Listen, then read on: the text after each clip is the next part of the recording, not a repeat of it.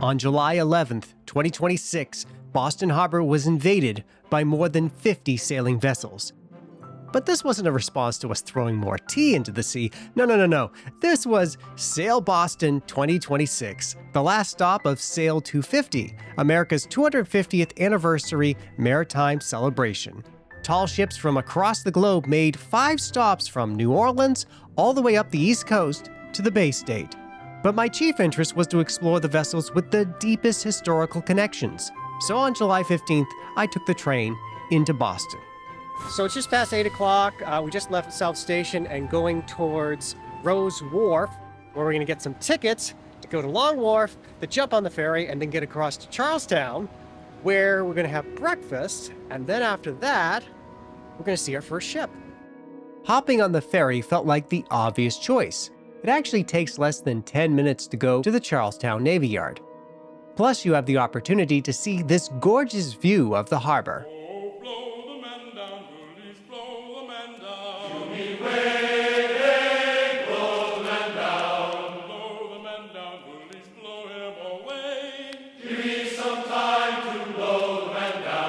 After a quick breakfast at Omelette Cafe, I finally visited my first sailing ship of the day. And I do mean the first. This is the Virginia, the first English-going vessel built in the Americas. Well, okay, it's just a replica. The original was built between 1607 and 1608 in Popham Colony, which was located in the modern-day state of Maine. At that time, all of England's New World colonies along the East Coast were considered Virginia, thus the name. I had the privilege of speaking with Fred Gosby, who has been involved with this project for over 15 years. He was able to tell me about the ship and the short-lived Popham Colony. In many ways, it was more successful than Jamestown. Jamestown lost as many as 80% of their settlers a year because they built in a malarial swamp. There were only 2 fatalities at Popham. One of them was the leader. So the second in command became the leader. He was a guy named Raleigh Gilbert, Walter Raleigh's nephew, and he was 23 years old. And all of the early explorers, it turns out, knew each other and were related, and they were all nasty people. Sir Humphrey Gilbert was knighted for the slaughter he accomplished in Ireland when the English were taking over Ireland. Things like that. I mean, it's just awful people. Anyway, Raleigh Gilbert, he was on the outs with the natives because he was stealing food and firewood. When the supply ship came from England after 14 months, it came to light that his elder brother had died and he had inherited Compton Castle with lands and rents. Bear in mind, they don't have mosquitoes and black flies in England. So he had just been through a Maine spring, right, with black flies and mosquitoes. And the local population doesn't like him anymore. And now he's inherited lands and rents back in England. So what would you do? You know, he burned the fort so the French wouldn't get it. They went back to England. There were about 45 men who had spent the winter, and except for the 2 who died, they all went back. The Virginia was intended to only be a coastal vessel. However, she, along with another ship, sailed the colonists across the Atlantic Ocean back to England in 1608. Then the Virginia was sold to the London Company, which was the Jamestown colony. And she returned to Jamestown in 1609, and there's good documentation of her activities in 1610. She was ferrying soldiers between different forts down on the James River. We lose track of her officially after that. We found an uncited quote that the Virginia was foundered off the coast of Ireland with a load of tobacco in 1620, but we can't find the primary document that states that. So, you know, that's really an unknown. So where did the inspiration come to actually rebuild this? Originally, the idea was to build it in time for the 400th anniversary, which was 2007, and couldn't raise enough money. So they were in a meeting. The board of that organization was in a meeting discussing where to bestow their assets. Because a 501c, if you go defunct, you have to bestow your assets on another 501c. Yeah. And that's federal law. So they go around and everybody made their pitch about, their favorite charity, and they get to Rob Stevens, who's the shipwright on this project. And Rob said, I think we ought to build a boat. And everybody else said, okay. It reignited the project, and it was hand to mouth. We'd get some donated materials, some donated money. We'd go as far as we could. We'd get more materials, more money. We never really had to abandon it, although we slowed down a couple of times. The big thing was getting enough oak, because there really isn't any white oak to speak of in Maine. And the hull is entirely white oak, the ribs, the keel, the planking. What was the most challenging part about building it? The challenging part was the lack of a defined plan. We had a book that was more a book of concepts and a survey of other reproductions of the period. So how tall are we going to make the topmast? Well, on the Sultana, it's this tall, and on the Dove, it's this tall. And so there's like, do we take an average? Do we take the biggest one? Do we take the smallest one? So navigating that was a challenge. This new Virginia was first launched on June 4th, 2022 in Bath, Maine. This trip down to Boston was actually the longest journey she's ever been on. Now, after leaving the Virginia, I visited a few more ships in Charlestown, and that's when I began to notice some strange clouds in the sky. So you may notice that up in the sky over here, there's these very dark, menacing clouds that kind of look like the clouds of Mordor. It's actually a forest fire up in Canada, and I guess the wind is blowing in the right direction so that it's bringing it all down here, which is causing a lot of this overcast sky we have now, but also making it kind of this weird, eerie yellow. But the good news is that it's keeping us cooler, because without the cloud cover, it would probably be another 5 degrees or so hotter, so there's that. So, under ominous clouds, I took the ferry again, back to Boston.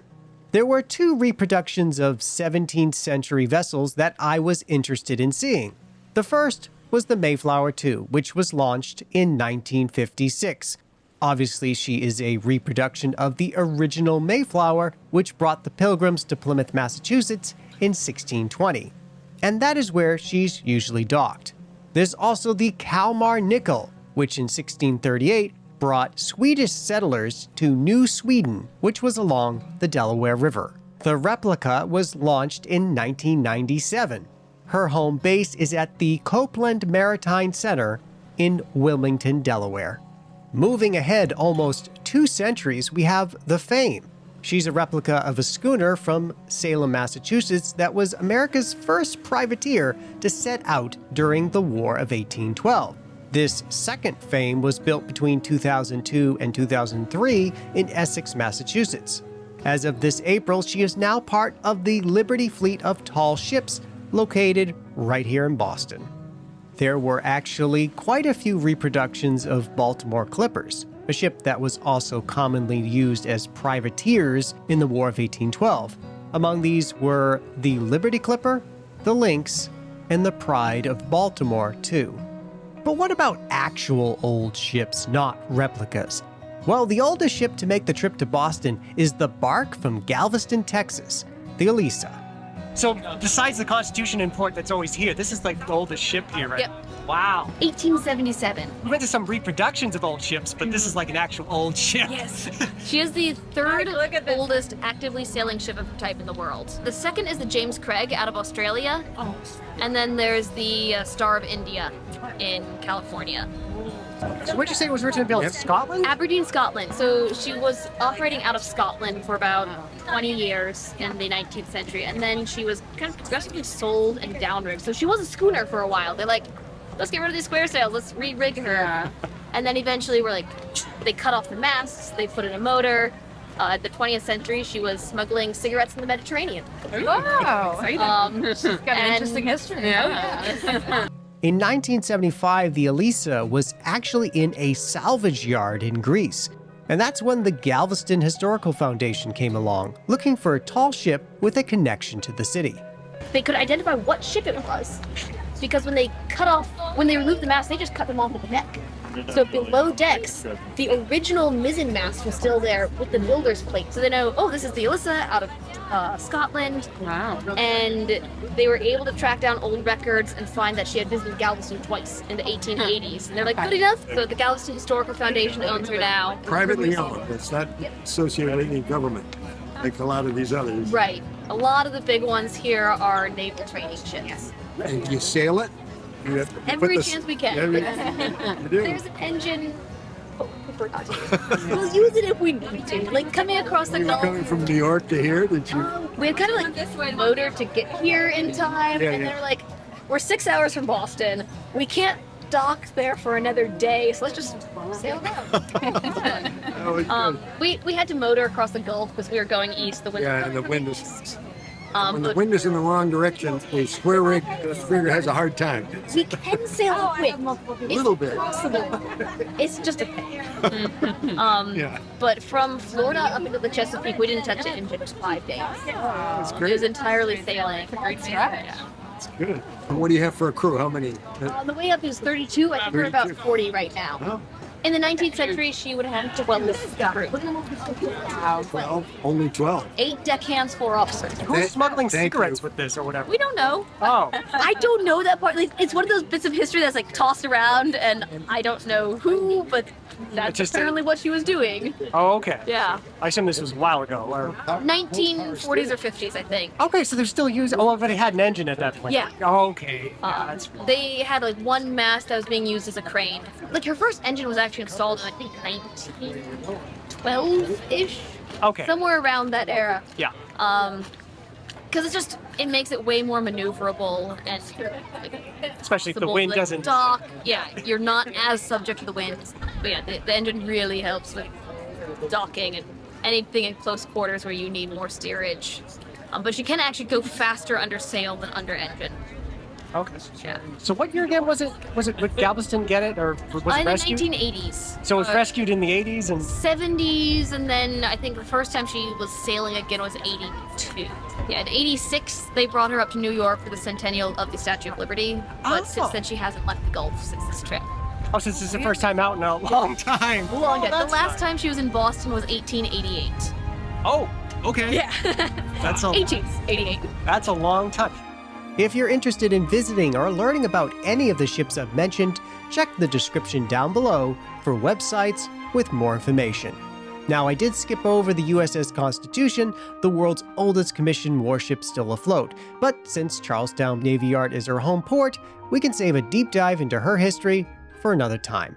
In the meantime, I hope you enjoyed the video. If so, please leave a like and subscribe if you want to see more content like this.